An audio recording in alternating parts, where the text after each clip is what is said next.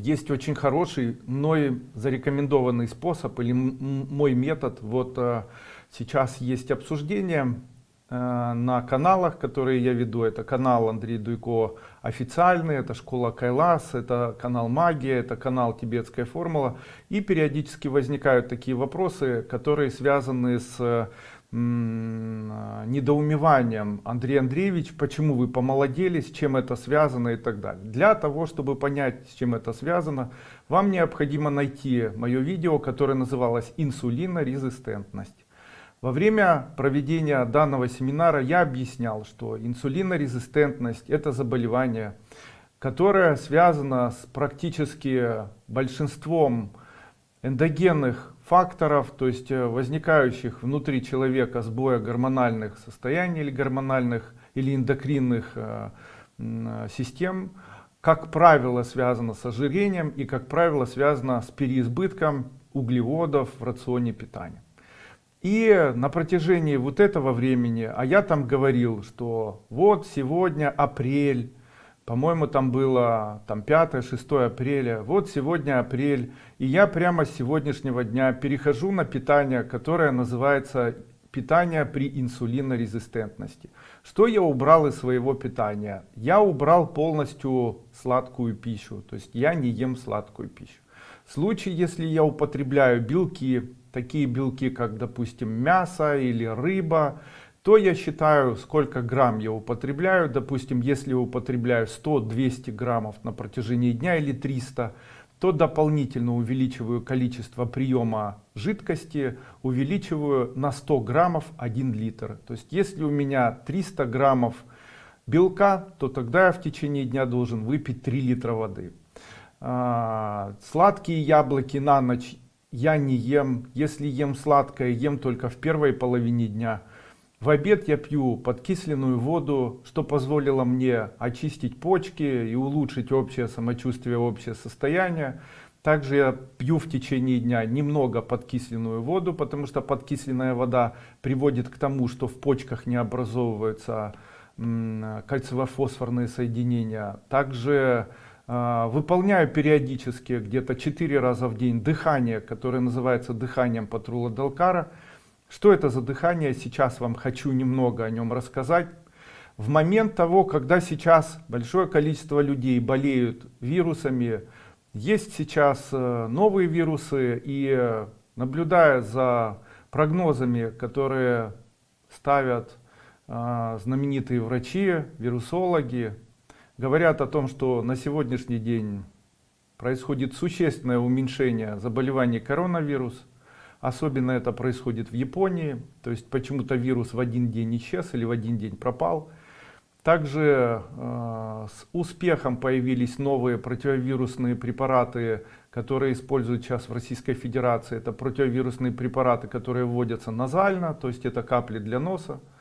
Это существенно облегчает возможность прививания человека, что в общем-то очень похвально. И я всегда знал, что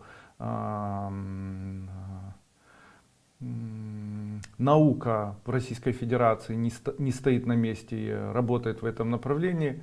Ну и третье, это и противовирусные препараты, ну и так далее. Ну и хотелось бы сказать о том, что в случае, если человек чувствует первые элементы недомогания, то есть у него появляется потеря обоняния, потеря общей физической активности, усталость, и он ощущает, что у него появляются воспалительные процессы носоглотки, или кашель, или сухой кашель, или там начинает по ночам болеть суставы и так далее. Что этому человеку необходимо делать?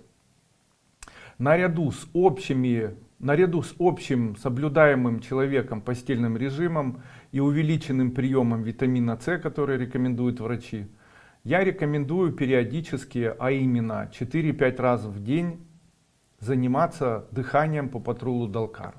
Данное дыхание, оно не связано ни с увеличением сатурации, ни с увеличением потребления кислорода, ни с выведением углекислого газа. Оно не является не закисливаемым, не защелачиваемым и так далее. Данное дыхание — это дыхание, когда человек становится или встает просто принимает позицию стоя, ноги немного на ширине плеч, открывает как можно шире рот и начинает немножечко приседать. Когда человек начинает немножечко вставать и приседать с открытым ртом, то его диафрагма, она начинает раскачиваться вверх и вниз. Когда она раскачивается вниз, то она создает процесс втягивания кислорода в легкие, в самые нижние отделы. Кстати, это очень важно для людей с поражением нижних отделов легких.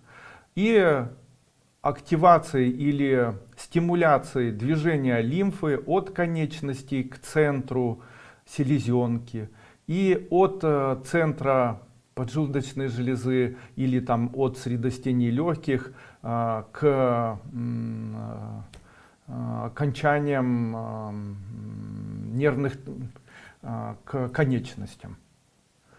И вот такой метод дыхания, он не должен создавать у человека состояние усталости. То есть это естественное дыхание, сидя его сделать, к сожалению, невозможно. Еще раз, выполнять его несложно, пятки при этом не нужно отрывать от земли, очень сильно приседать не нужно. Здесь очень важно просто очень широко открыть рот. Делать это необходимо в расслабленном состоянии, руки лежат на бедрах или там свободно свисают вдоль тела. Вот такое дыхание от 1 минуты до 7 минут может и в виде циклов, допустим, 4 цикла на протяжении 1 дня, позволяет человеку очень существенно и заметно улучшить не только свое физическое состояние, а еще и внешний вид, еще и общее состояние психическое, улучшается сон, появляется энергетика. Очень рекомендую.